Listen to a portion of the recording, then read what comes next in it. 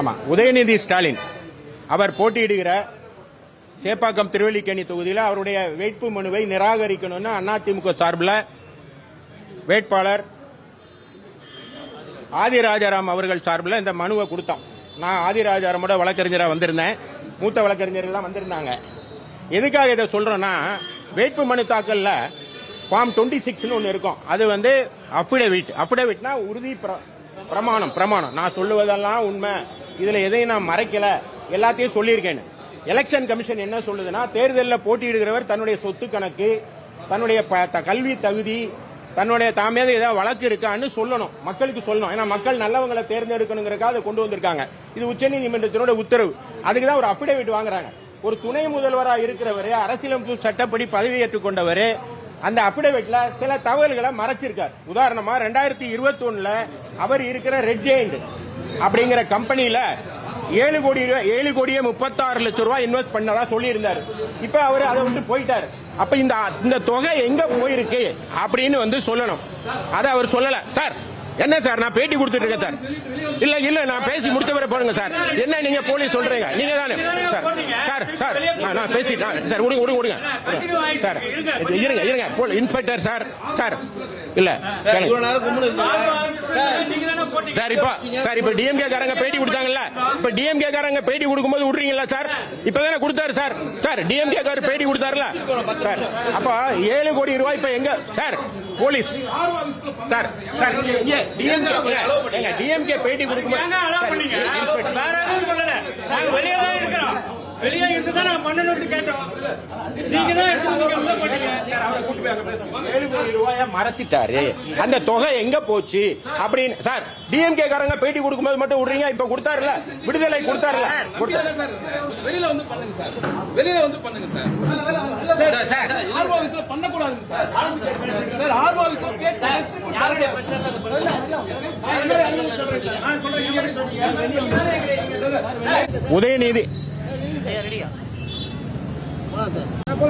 உதயநிதி ஸ்டாலின் போட்டியிடுகிற திருவல்லிக்கேணி சேப்பாக்கம் திருவல்லிக்கேணி தொகுதியில் ஆதிராஜாராம் சார்பில் உதயநிதி ஸ்டாலினுடைய வேட்புமனு தாக்கல்ல சொல்லியிருக்கப்பட்ட விஷயங்கள் பொய்யானவை, தவறானவை, சில விஷயங்கள் மறைக்கப்பட்டிருக்கிறது.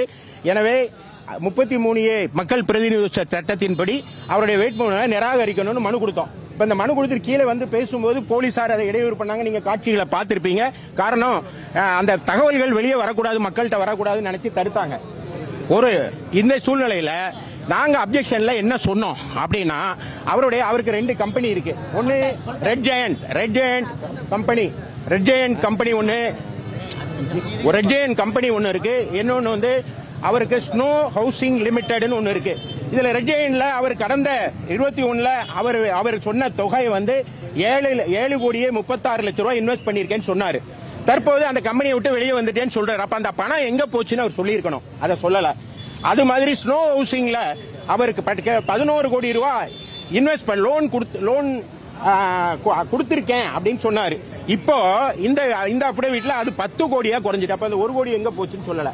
அவரது மனைவி அவங்க வந்து ரெட் ஜெயண்ட்ல இப்போ 2 கோடியே இந்த அஃபிடவிட்ல இந்த வருடம் 2,63,00,000 இன்வெஸ்ட் பண்ணிருக்கேன்னு சொல்றாங்க. அந்த பணம் எங்கிருந்து வந்துச்சுன்னு அவங்க சொல்லணும், அதை சொல்லல. அது மட்டும் இல்லாம அவங்க ராஜ் ப்ரமோட்டர்ஸ்னு ஒண்ணுல அவங்க இருக்காங்க, டைரக்டரா இருக்காங்க. அது 5,76,00,000 நான் இன்வெஸ்ட் பண்ணிருக்கேன்னு இங்க சொல்றாங்க. ஆனா கம்பெனியில, அதாவது MCA என்று சொல்லப்படுகிற மினிஸ்ட்ரி ஆஃப் கார்பரேட் அஃபேர்ஸ், அதுல வந்து அவங்க தாக்கல் செய்திருக்கிற பேலன்ஸ் ஷீட்ல இதெல்லாம் தவறா சொல்லியிருக்காங்க. அவங்க என்ன சொல்லிருக்காங்கன்னா, இப்ப இந்த தொகையை இங்க சொன்னாங்க 5,76,00,000, அங்க சொல்றாங்க 6,75,00,000. நான் வந்து இங்க இன்வெஸ்ட்மெண்ட்ங்கிறாங்க, கடன்ங்கிறாங்க. இதெல்லாம் தப்பு. ஏன் தப்புன்னு நான் சொல்றேன்னா, ஒரு அஃபிடவிட்ங்கிறது என்ன அப்படின்னா, நான் சொல்வதெல்லாம் உண்மை, இது உண்மையை தவிர வேறு இது இல்லைன்னு பிரமாண பத்திரம்னா அவர் சத்தியம் செய்து பிரமாணம் செய்யறது. அவர் டெப்டி சீஃப் மினிஸ்டர், அவர் ஒரு அரசியலமைப்பு சட்டத்தில் இருக்கிறவர். அப்ப அவர் சொல்லப்படுகிற தகவல்கள் உண்மையா இருக்கணும். ஆனா இதுல எல்லாமே தவறா, முன்னுக்கு முரணா இருக்கு. அப்படி முன்னுக்கு முரணா இருந்தா அது தவறானது. இப்ப அஃபிடவிட் எதுக்காக வாங்குறாங்க? இதுக்காக வாங்குறாங்க. அப்ப தன்னுடைய கல்வி தகுதி, அவர் BA படிச்சிருந்தாருன்னா அதுக்கான சர்டிபிகேட் கொடுன்னு கேட்பாங்க. அவர் வந்து கடனாளினா அதுக்கான சர்டிபிகேட் கொடு, சொத்து எவ்வளவுன்னு கேட்பாங்க, சர்டிபிகேட் கொடுக்கணும். அதே மாதிரி அவர் மீது வழக்கு இருந்தா இருக்கு இல்லங்கிறதுக்கு சர்டிபிகேட் கொடுக்கணும். அது கொடுக்கிற சர்டிபிகேட் உண்மையா இருக்கணும் நம்ம நம்புறோம். ஏன்னா மக்களுக்கு உண்மை நிலவரத்தை சொல்லுங்கிறது தான் எலெக்ஷன் கமிஷனோட உத்தரவு. Supreme court order.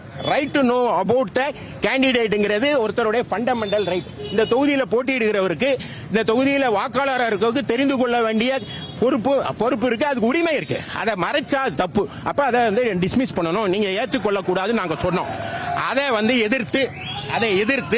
அதை எதிர்த்து நாங்க சொன்னதை ஏற்றுக்கொண்டு அவங்க வந்து அவங்கள அக்செப்ட் பண்ணிட்டோம்னு சொன்னாங்க. அது தவறு.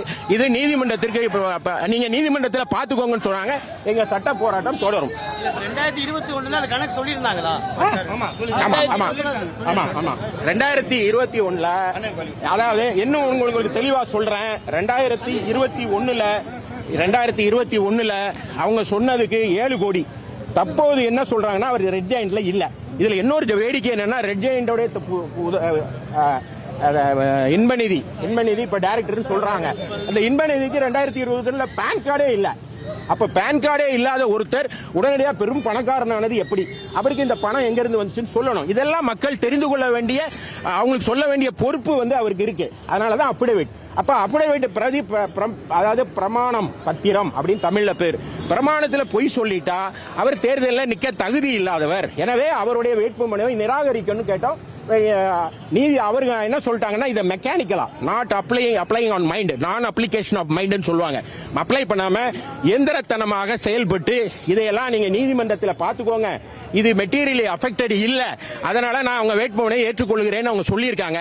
அப்போ இது நீதிமன்றத்துக்கு போகும். எப்படின்னா, ஒரு வேட்பாளருடைய தகுதி என்ன, அவர் உண்மை சொல்லியிருக்காரா சொல்லலையா, அவர் கடன் இருக்கா இல்லையா அப்படின்னு தெரிய வேண்டியது வாக்காளருக்கு உரிமை. அந்த வாக்காளர் உரிமையை தட்டி பறித்தால் நீதிமன்றம் தலையிடும். அதுக்கு பல வழக்குகள் இருக்கு. இந்த எங்களுடைய சட்ட போராட்டம் தொடரும். Objecting Udayanidhi Stalin's nomination because the irrelevant, inconsistent, misleading affidavit he has filed. He has suppressed all these things. Particularly, he has filed a nomination in 2021. He has invited Red Giant 7 crore 36 lakhs. He has sworn in earlier. Now it was no detail given this year. But last year they stated the last election 2021 he has stated loan to snow housing 11 crore. Now it has been reduced loan. This affidavit he shown 10 crore. Where is the 1 crore? Where it gone? He has not disclosed. And also his wife has in his affidavit he has given, he invests the amount of 5 crore in Raj promoters. He has given a statement in MCA. He has shown as a loan. It is against the principles of the law. Because 33A mandates every candidate should furnish the clear detail to the election commission. Because he has not done that. So we have requested the election commission, the RO, to reject his nomination. But he has not applied on her mind. The election officer, the lady, not applied on his mind. So he mechanically rejected our plea. He has accepted his nomination. It is against law. So we will file a case with his nomination acceptance before the court of law, and we will get the justice in the court. Not even the notice has been served. Not been served. Mechanically rejected our plea. Mechanically accepted our plea. That the RO is biased towards the... Yes, the RO is biased because he is serving in the Tamil Nadu government, you know. That's why he has not acting independently. He has mechanically accepted his... Not even given acknowledgement also. We have given a complaint, not even given acknowledgement also. Solid legal option that AIDMK... No, court is the option. Only the way we have to go court, we will get a remedy from the court. AIDMK will file the plea before the court of law. It's a long-term challenge, No. We will file a writ petition tomorrow itself. Okay. Yes. Thank you.